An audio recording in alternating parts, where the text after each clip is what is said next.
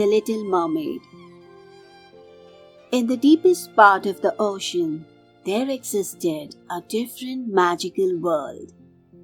Big and small colorful fish and other water creatures lived there in peace and harmony. The king of the sea lived in a magnificent castle with his mother and 4 daughters. He loved his daughters very much and wanted to protect them from any harm. Hence, he had forbidden them to swim above the sea, for he feared the humans the most. One day he called his daughters and said, "My dear beautiful girls, listen to me carefully. You are grown up now. You have freedom to go anywhere you desire, except above the sea on the land, 'cause that is where humans live, and humans are evil." His youngest daughter, whom he lovingly called Little Angelina, asked, "Why are humans evil?" "Because humans pollute the seawater and kill all life that exists in the seas." The little mermaid was not satisfied with her father's reply.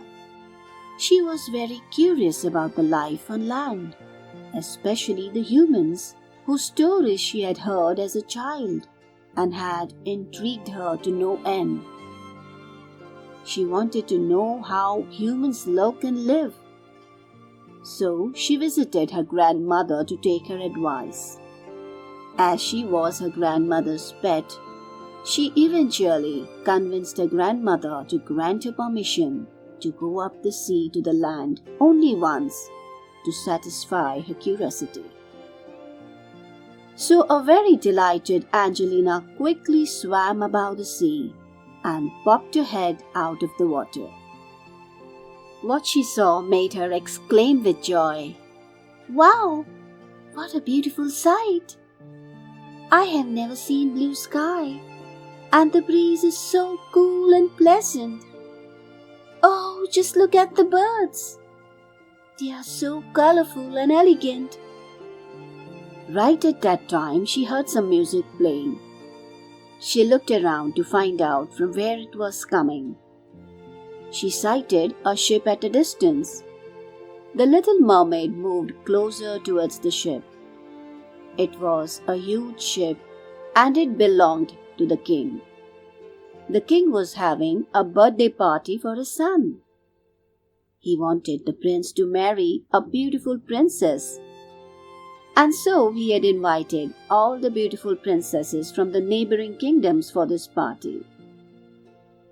Angelina was watching all this from a distance. She was truly enchanted. The prince was so handsome. She couldn't take her eyes off him. Soon the prince went on the higher deck and took out a flute from his coat and started playing it. The tune was so melodious that the little mermaid could not stop herself from singing to the music. The prince too heard her lovely voice and started looking around. Angelina quickly hid behind a rock. Soon it was evening, and suddenly, without any warning, the sky turned dark, and giant waves started rising ferociously in the sea. It was a thunderstorm. The ship started rocking dangerously, tossing over the waves, and all of a sudden, the ship hit a big rock. The prince, who was standing close to the railings, was flung out into the sea. Angelina saw him drowning. "Oh my God!" she cried. Without wasting a single moment, she dove underneath the waves and like lightning swam towards the prince. He was already unconscious by the time she reached his side. The little mermaid immediately pulled him out of the water and carried him to shore. "Wake up! Please wake up!" After some time, the prince regained consciousness and slowly opened his eyes. "Thank God, you're alive!" At that moment, the mermaid heard some dogs barking from a distance. Realizing where she was, she quickly jumped back into the water, leaving the prince behind. Some of the king's men and ladies gathered around him and carried him back to the palace. The whole while, Angelina was watching the scene hiding behind a rock. On reaching the palace, the prince informed his father that a golden-haired girl had saved him from drowning, and that her voice was familiar to him, as he had heard it before. "Father, I didn't see that girl's face clearly, but I have heard her voice before. She has the most beautiful voice I have ever heard." In the meanwhile, the little mermaid had returned back to her sea world, but she had something of the prince with her, his flute. She had brought it back with her. Now she couldn't stop thinking about him, for she was in love with him. When her father came to know of this, he was quite angry and strictly warned her to stay away from the prince. But the little mermaid had no intentions of giving up. She wanted to meet the prince. So she went to Olga, the witch of the seas, and asked her help. Olga agreed to help the mermaid, but in return she wanted something back, something very valuable. "With my magic, I will turn you into a human. You will be able to walk and dance like humans do. But in return, you will have to give me your beautiful voice." "My voice? But without my voice, I will not have my identity." But the little mermaid had no choice, so she had to agree to the witch's terms, as she really desired to see the prince. "Don't forget that at the end of the third day, if the prince doesn't fall in love with you, then you will return to being a mermaid again and forget the prince forever." With that, she chanted the magical mantra, "Abracadabra, simsalabim, may the mermaid turn into a human being." The next moment, the little mermaid found herself on the shore. Her tail had vanished, and in its place were 2 legs. Looking from the palace window, the prince noticed the girl with golden hair and immediately ran to confront her. "My fair lady, have we met before?" asked the prince. In return, the little mermaid nodded her head and handed the flute to the prince. The prince once again played the same tune that he had played on the ship. "The last time I played this tune, someone was singing melodiously.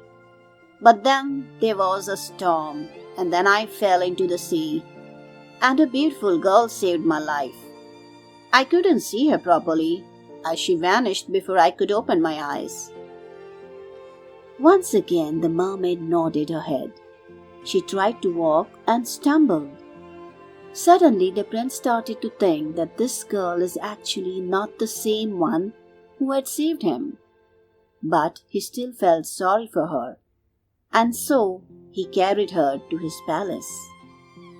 Here the king had already ordered for the prince's wedding preparations to start, as he had already selected a beautiful princess for his son.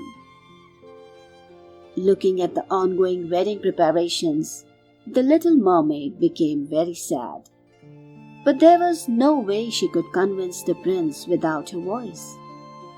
She immediately remembered the witch's words, that at the end of the third day, before the 4th sunrise, if she fails to win the prince's love, then she would become a mermaid again and will have to forget the prince forever.